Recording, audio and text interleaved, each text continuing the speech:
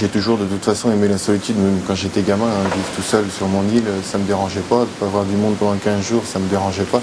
Et encore maintenant, de rester là bloqué une semaine, ça me dérange pas. Et c'est vrai qu'une personne qui connaît pas du tout la vie sur une île pourrait pas venir vivre sur l'île, c'est pas possible, quoi.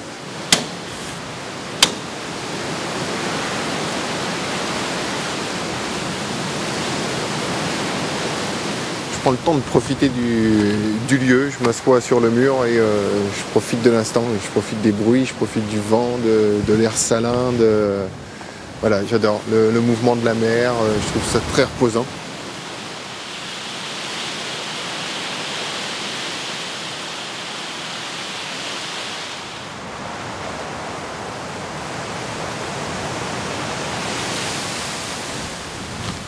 Au début, quand je suis arrivé, ce qui m'a impressionné le plus, c'est vraiment la tour, et elle m'impressionne encore, même maintenant.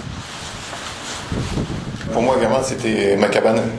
Voilà, j'avais une cabane construite par Vauban il y a 400 ans, et formidable, tout était déjà fait, quoi. C'est autre chose qu'une cabane dans les arbres où on a juste une pièce. Moi, j'avais déjà les cellules de fête, des pièces au-dessus, de quoi accrocher des canons, enfin... Et donc je venais avec mes copains, et puis on jouait à la petite guerre, quoi, comme tous les enfants de 13 ans, et... je les enfermais ici, ils m'enfermaient moi aussi, et on planquait des faux trésors.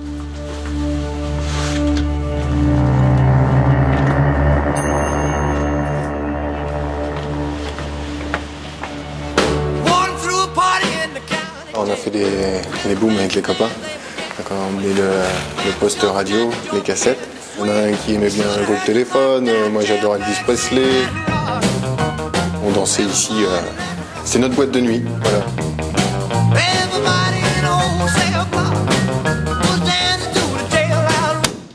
On s'est raconté des histoires pour se faire peur, on a fait des séances de spiritisme, enfin c'était à la bougie, enfin c'était un super souvenir ici.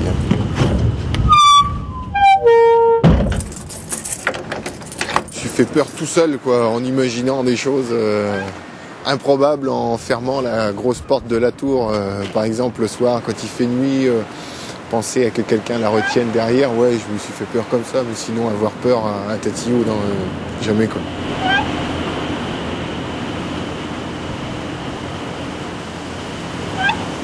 Alors j'ai quitté Tatillou parce qu'il fallait que je trouve du travail, j'ai sorti de l'école, j'ai pas trouvé de travail dans la région, donc il a fallu que je parte. Donc voilà, je suis parti, je me suis dit pourquoi pas essayer ailleurs, voir si ailleurs il y a aussi beau qu'à Tatillou. Et bon, je suis parti dans le Val d'Oise, donc c'était complètement différent. Je travaillais au bord d'une autoroute, dans une imprimerie. Et ça a duré 4 ans, c'était une partie de ma vie, mais je pense qu'il fallait que je le fasse pour me rendre compte de la chance que j'ai maintenant de vivre ici et tous les jours, quoi.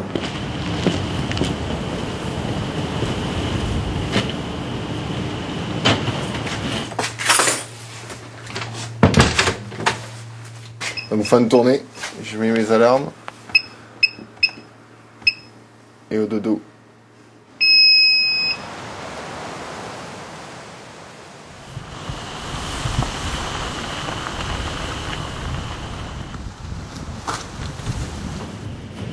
Je m'en vais, la vie reprend, 25 personnes ont pris la relève, moi ma veille est terminée. Quand tout le monde va repartir, je reprends mon poste et je reprends possession de Tatillou.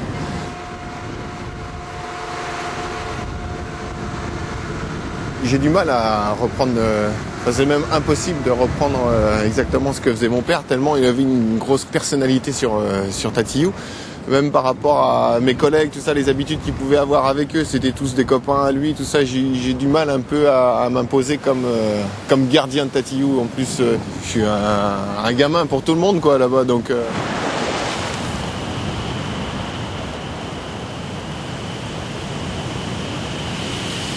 Bah, peut-être qu'un jour on lancera mes cendres sur Tatillou, je sais pas, mais ouais, mon destin, je pense, est lié à Tatillou et j'espère que ça durera encore longtemps.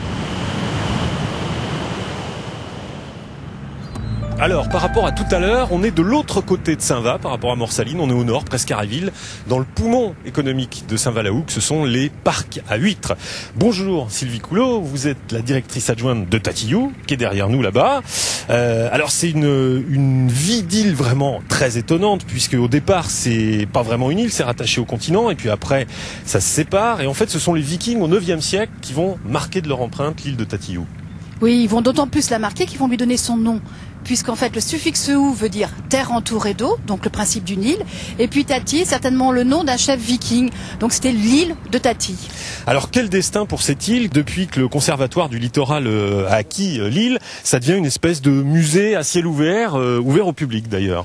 Alors c'est un musée, c'est aussi un lieu d'activité, puisqu'en fait les classes, on en reçoit les classes, on reçoit des séminaires, des colloques, des individuels aussi, et puis effectivement un musée qui va proposer tout au long de l'année des nouvelles expositions. Alors justement, c'est quoi les nouvelles expositions qu'on va voir bientôt à Tatillou? Alors le scoop de 2008, c'est en fait une consacrée aux requins qui en fait naviguent ou nagent dans la Manche, et puis une autre exposition qui est sur les scènes littorales, donc toute la vie des pêcheurs, de tous les hommes qui travaillent avec la mer. Et c'est toujours un atelier de réparation pour les bateaux, Tatillou? Alors on a effectivement toujours un atelier de restauration des bateaux, puisqu'en fait on a une jolie collection de vaclottes, de picoteux, de plein de jolis noms qui en fait font rêver.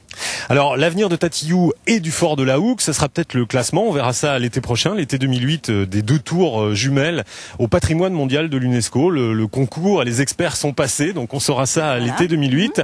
Merci beaucoup Sylvie d'être venue dans Vue sur Mer pour nous parler de cette belle île de Tatillou.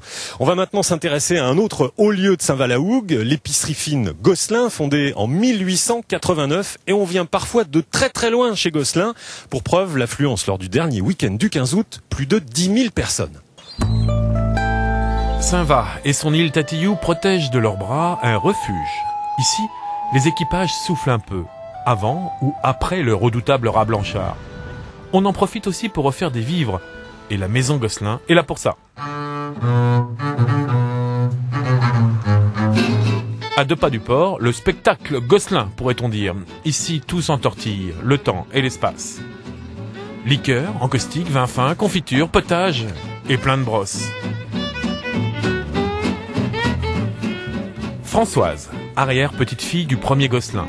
En elle brûle la flamme de l'épicerie de tradition, celle qui concocte elle-même ses gourmandises. Ainsi, le courbe-bouillon, passion. Un bon courbouillon vous met un poisson vraiment bien en valeur. C'est vous qui le faites? Ah oui, ça c'est nous qui faisons les mélanges d'épices. On met dans le courbillon de chez nous, le must du magasin, on met 13 épices dedans. Chercher un espace vide ici est vain. Un méli-mélo de produits d'aujourd'hui qui joue aux souvenirs d'enfance. La maison Gosselin a horreur du vide. Cet empilement est volontaire, ce désordre n'est qu'apparent. Tout est pensé, calculé. C'est une mise en scène du magasin à l'ancienne. Quand le client est là, il faut qu'il soit enthousiasmé par le magasin. Donc il y a un travail en fait avant de mise en place, de choisir les produits, de les goûter, de les mettre en valeur, de choisir l'étiquette, le sachet qui va être bien, de peaufiner au maximum le produit, que quand la personne arrive, le magasin soit nickel, bien installé, et qu'en fait on entende « Oh, on a envie de tout acheter dans le magasin ». Clovis en 1889, Albert en 1931, Maurice en 61 et maintenant Françoise depuis 2000. Telle est la dynastie Gosselin. Le magasin a connu 3 siècles et 2 guerres. Ses propriétaires n'ont cessé d'abattre les murs. 20 salariés travaillent aujourd'hui. Bertrand a épousé Françoise et le nom Gosselin. D'ailleurs, on l'appelle souvent Monsieur Gosselin. Ça le fait sourire. Lui, son domaine, c'est la cave, le paradis des visiteurs d'outre-Manche. I have some Côte de Bourg. Côte de Bourg this time. Grand amoureux des vins français, ils viennent ici, loin de chez eux, faire leurs courses. On vient une fois tous les 6 semaines. On prend le bateau et on vient juste d'arriver là. On est allé directement ici. On a juste mangé. Et ce roi de la French Touch gère son stock à l'ancienne et à l'instinct. On n'a pas du tout de logiciel informatique pour gérer. Tout se fait au feeling comme ça se faisait autrefois. C'est-à-dire qu'on passe, on dit bah tiens là la case est presque vide, faut qu'on commande du Sancerre ou faut qu'on commande ceci ou cela. À partir de Pâques, il y a beaucoup de bateaux à voile qui viennent sur Saint-Va. C'est vrai qu'en général, ils s'arrêtent à Saint-Va. De temps en temps, quand les bateaux sont trop gros, on est obligé de les livrer à Cherbourg. Mais la majorité du temps, ils aiment bien faire une petite escale à Saint-Va. Ils passent une nuit, ils font les courses, ils mangent un peu au restaurant. Et puis, ils repartent le lendemain. L'emblème du magasin, c'est lui. Le camion rouge. Il est presque aussi connu que le bateau à roues qui permet de joindre Tatillou, quelle que soit la marée. Le père de Françoise l'a acheté et fait décorer en Angleterre en 1989, déployant ainsi son concept moderne de la vieille épicerie.